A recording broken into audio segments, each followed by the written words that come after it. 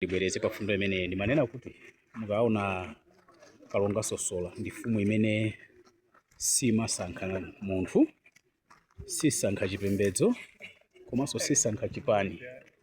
Iwowa amayimira mtundu wa ife tonse achewa. Alibe zoti uyu ndi osauka, uyu ndi olemera, uyu ndi ophunzira, uyu ndi osaphunzira, uyu ndi wachipani chakuti. Ayi, koma iwowa amaluzanitsa mtundu wonse wachichewa kuti tikhale pamodzi ndi kumachita zinthu limodzi. Mfumu yodzichepetsa imene imapezeka pa mavuto komanso pa mtendere amakhala nafe, ndipo machitidwe yawo ife achewa ndife odala kwambiri chifukwa takhala tikusowa chinthu chimenechi. Machitidwe yawo ndi machitidwe yoti yopatsa chidwi mwachichewa chomveka bwino. Machitidwe yopatsa chidwi chifukwa timaona matiye kapena kuti timaona makingi chifukwa siti koma ndi king, mfumu yayikulu ya achewa m'Malawi, koma alibe kudzisankha kapena kudzisasa. Ndi mfumu ndithu yokhazikika, mfumu ya mtendere. Amalonjeza kuti pachitika zinthu zingapo zimene achewa tipindule nazo, chikhulupiriro chimene chite tikhale nacho zichitika. Ndithudi Ambuye akudalitseni, adalitsenso Kalonga Sosola namba 9 chifukwa cha chimenechi.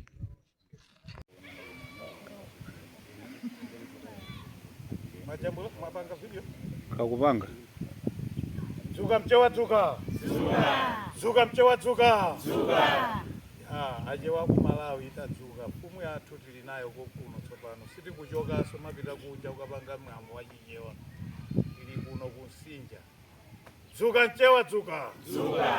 Zonyaditsanza kuti Kalonga Sosola namba 9 wadzatsimikiza kudzapereka ulemu kwa make wana. Ndi make wana ayenera kupatsidwa ulemu monga make wa mafumu. Lero tsiku lodalitsika Kalonga Sosola namba 9 wadzapereka nyumba yoti make wana azigonamo. Komanso wadzatsimikiza Kalonga Sosola namba 9 mfumu yachewa m'Malawi muno kuti malo athu amene tikuwaonawa mitengo iyi ndi malo amene pamaperekedwa nofunde, pamene pamaperekedwa ulemu ku mizimu yathu, achingidwe ndi waya wa ulemu.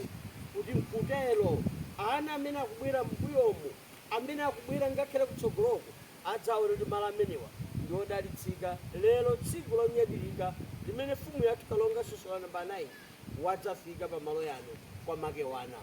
Dzuka mchewa dzuka. Pambande. Majambo mapanga video Kakupanga Zuka mchewa zuka. Zuka mchewa zuka. Achewa ku Malawi itadzuka. Mfumu yathu tili nayo kuno tsopano. Siti kuchoka so mapita kunja ukapanga mwambo wachichewa. Ili kuno kusinja. Zuka mchewa zuka. Zonyaditsanza kuti Kalonga Sosola namba 9 wadzatsimikiza kudzapereka ulemu kwa make wana. Ndi make wana ayenera kupatsidwa ulemu monga make wa mafumu. Lero tsiku lodalitsika Kalonga Sosola namba 9 wadzapereka nyumba yoti make wana azigonamo.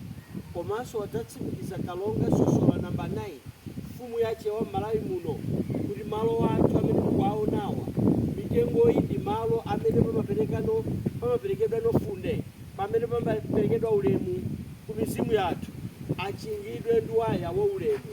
Kuti mkutero ana amene akubwera m'mbuyomu, amene akubwera ngakhale kutsogoloko, adzaone kuti malo amenewa ndi odalitsika. Lero tsiku lonyadilika limene mfumu yathu Kalonga Sosola namba 9 wadzafika pa malo yano kwa make wana. Dzuka mchewa dzuka. Pambande.